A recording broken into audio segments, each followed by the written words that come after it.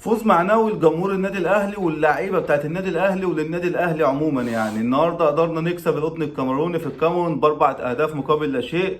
الفولد العالي محمود عبد المنعم كهربا اللي ربنا بينصره كل ما يطلعوا عليه شائعات اللي هو هيتوقف وثمان مباريات والعقد بتاعه مش عارف ايه وغرامه وهيتوقف ومدى الحياه وهيبطل يلعب.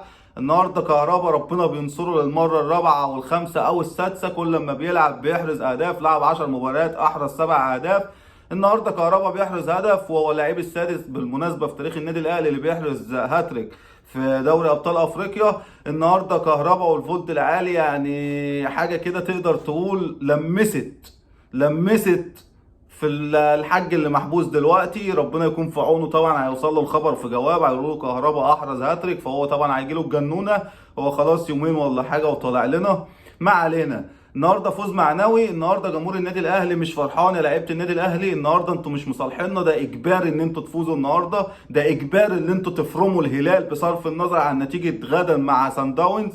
احنا بقى لا قدر الله بره البطوله، خارج البطوله، داخل البطوله، حصلت نتيجه ربنا اعطانا الامال تاني من بكره تعادلوا وخسروا.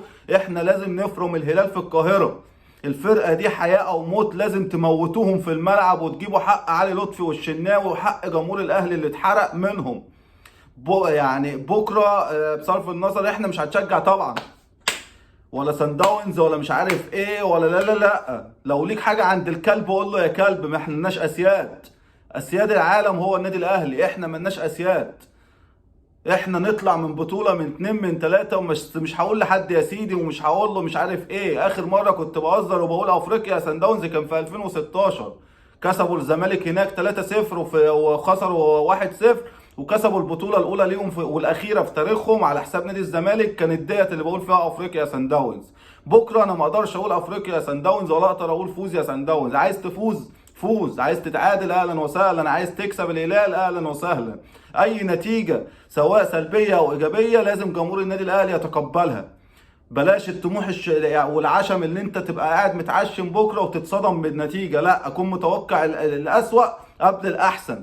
انت داخل عركه احسب الخسائر قبل المكسب. النهارده ربنا كرمنا، قدرنا نرجع تاني بالفوز دوت. فرقه بقى يقول لي ضعيفه مش ضعيفه، قدرت ترجع تاني بفوز مهم جدا معنوي للعيبه، بفوز مهم جدا معنوي للنادي الاهلي ذات نفسه، للجمهور اللي قاعد ومش فرحان دوت. بس فوز معنوي من جواك انت عايز تفرح. انا لو مباراه وديه هفرح بيها للنادي الاهلي. ربنا يكرمنا باذن الله. صعدنا خير وبركه، ما صعدناش قدر الله ما شاء فعل، ونركز في اللي جاي. جمهور النادي الاهلي ما تصالحش يا لعيبه النادي. جمهور النادي الاهلي مش هيتصالح بالنتيجه ديت ولا بالبطوله نفسها. لا، تبقى راجل وتستمر في رجولتك في الملعب وتاخد طبعا الدوري، ده مهم. تفشخ لنا الهلال السوداني في الملعب، ده مهم جدا جدا جدا جدا، واهم مباراه في دوري ابطال افريقيا النسخه ديت. ساعتها جمهور النادي الاهلي ممكن يحن عليكم. ومحدش يلوم على جمهور النادي الاهلي. الجمهور غضبان وزعلان على ناديه. الجمهور غضبان وزعلان من اللعيبه ما شفناش منها رجوله بقالنا كام ماتش. استمر في رجولتك، تستمر في ادائك، تطلع نتيجه وتعمل اللي عليك. جمهور النادي الاهلي هيدعمك ويقف معاك. غير كده انت لسه ما صالحتش الجمهور ولا هيتصالح الجمهور بنتيجه زي ديت. النهارده الف مليون مبروك. ماتش الهلال لازم تدوسوا عليهم، لازم تدوسوا عليهم، لازم تفرموهم في الملعب. لا مفر.